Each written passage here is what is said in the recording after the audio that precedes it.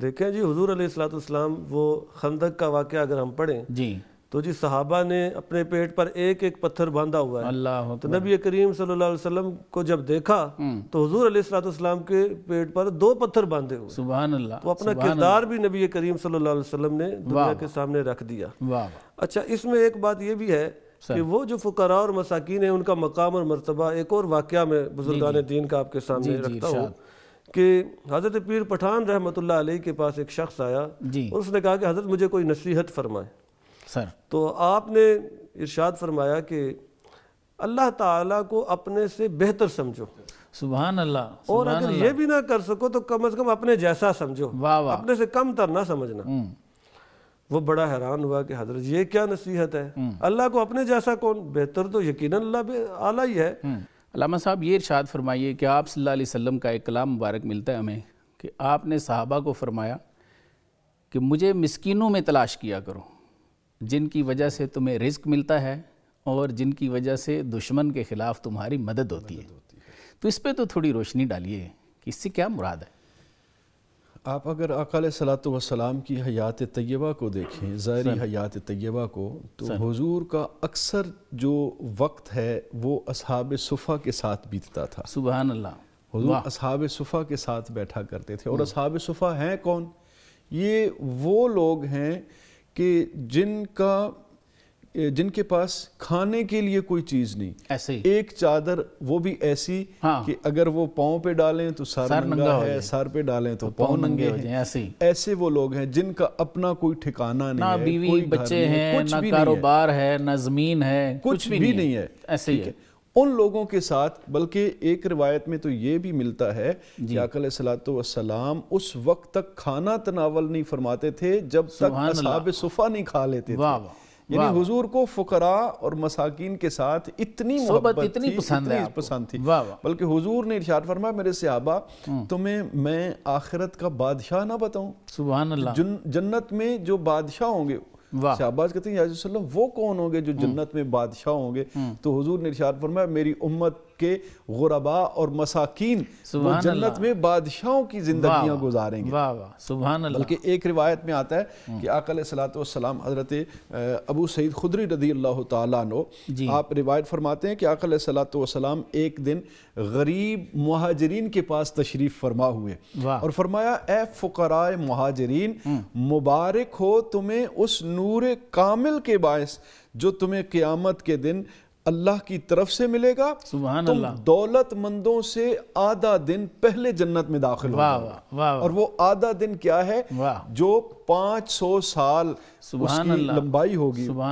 500 سال پہلے جنت میں مالداروں سے پہلے جنت میں داخل ہو جاؤ گے. بلکہ آقا علیہ الصلوۃ والسلام کی حدیث مبارکہ حضور نے ارشاد فرمایا انبیاء میں سے حضرت سلیمان علیہ السلام جو ہیں یہ سب سے آخر جنت میں جائیں گے. عرض کی یا رسول اللہ وہ کیوں آخر میں جنت میں جائیں گے؟ تو حضور نے ارشاد فرمایا ان کے پاس مال اتنا تھا کہ وہ حساب دیتے دیتے اتنی دیر ہو جائے گی کہ وہ انبیاء میں سب سے آخر میں. اب دیکھیں کہ آقا علیہ الصلوۃ والسلام نے ظاہری طور پر اپنی حیات طیبہ کے اندر عملی طور پر بھی اصحاب صفہ کے ساتھ بیٹھ کر ان کے ساتھ وقت گزار کے بتا دیا کہ مجھے غرباء سے مساکین ہے. اور اللہ سے دعا بھی مانگی تو کیا مانگی کہ یا اللہ مجھے یہ زندگی دے مساکین اور فقراء کے اندر, مجھے موت دے تو فقراء کے ساتھ, اور قیامت والے دن مجھے اٹھا تو فقراء کے ساتھ اٹھا. اللہ اکبر کبیرہ. فقراء سے اتنی محبت ہے ہمیں.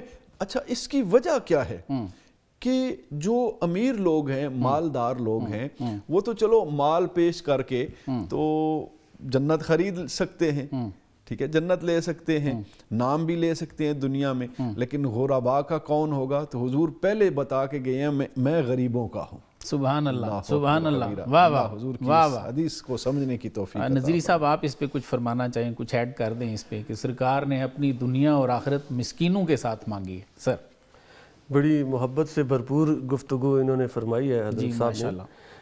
تو اس کا تو سادہ سا مفہوم یہی ہے کہ جس کے پاس دنیا کی دولت اور مال زیادہ ہے جی تو آگے اس نے حساب بھی اتنا ہی زیادہ دینا ہے. بالکل ایسے ہی.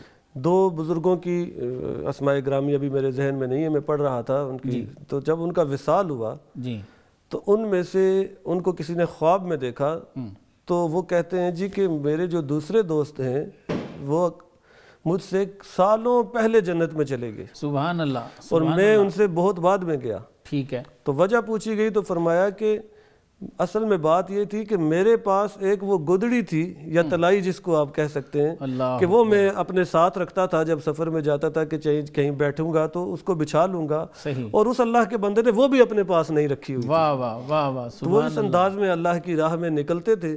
تو پھر ان کو اللہ تعالیٰ نے یہ اجر دیا کہ جس کو جتنا زیادہ مال و دولت ہوگا تو اس کا حساب بھی اتنا ہی زیادہ ہوگا۔ تو ان فقراء اور مساکین کے ساتھ نبی کریم صلی اللہ تعالیٰ علیہ وسلم کو بڑی محبت تھی۔ آپ صلی اللہ علیہ وسلم کی اپنی حیات طیبہ بھی تو ایسے ہی ہے۔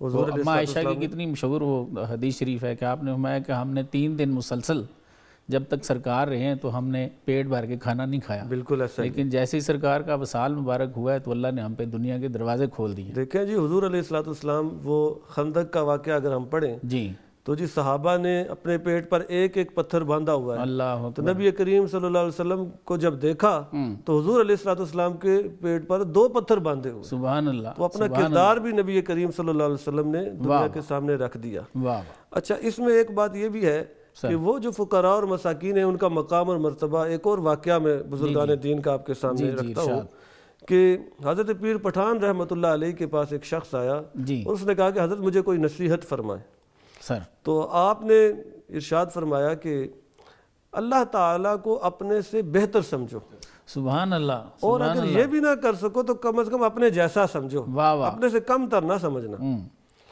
وہ بڑا حیران ہوا کہ حضرت یہ کیا نصیحت ہے، اللہ کو اپنے جیسا کون، بہتر تو یقیناً اللہ اعلیٰ ہی ہے، تو یہ کیسی بات ہوئی کہ اپنے جیسا سمجھ لو، صحیح، تو یہ کون سی مسلمانی ہے؟ اور اس کو بڑی حیرانگی ہوئی اس بات پر۔ تو آپ نے فرمایا میرے پاس قیام کرو، تمہیں تمہارے سوال کا جواب بھی مل جائے گا۔ ٹھیک، تو آپ کے پاس اس نے قیام کیا۔ اگلے دن صبح جب وہ اٹھا تو آپ نے اس کے لیے کھانا بھجوایا، ٹھیک، ایک تازہ روٹی ہے اچھی جو بہترین انداز میں گھی لگا ہوا ہے، اور ساتھ ایک باسی روٹی اس کو دی گئی۔ صحیح، تو وہ اب کھانا شروع ہی کرنے والا تھا کہ ایک فقیر اس کے سامنے سے گزرا، صحیح، اور اس نے صدا لگائی، تو اس نے غور کیا، اس نے کہا کہ چلو اللہ کا بندہ ہے، جو روٹیاں میرے پاس بھی 2 ہی ہے، باسی دے اس میں سے باسی روٹی اٹھا کر اس نے ٹھیک ہے اس کو دے دی۔ اور جب حضرت کی ملاقات کے لیے پہنچا تو آپ نے فرمایا کہ میں نے تمہیں کہا نہیں تھا واہ واہ واہ کہ واہ، اس نے تم سے مانگا اللہ کے نام پر، واہ واہ، تو تم نے اللہ کے نام پر اگر بہتر اسے سمجھتے تو تازہ روٹی اس کو دیتے بالکل، اور خود باسی پر گزارا کرتے، بالکل، کیونکہ اللہ کے نام پر مانگا۔ بالکل ٹھیک، تم نے اللہ کے نام کو چلو یہ نہیں تھا تو اپنے برابر بھی سمجھتے، تو آدھی باسی خود رکھ لیتے، آدھی تازہ خود رکھ لیتے، اور آدھی باسی اور آدھی تازہ اس کو دے دیتے۔ تم نے تو اپنے جیسا بھی نہیں سمجھا، اور اللہ کے نام پر تم نے وہ باسی روٹی جو ہے غریب کو دی۔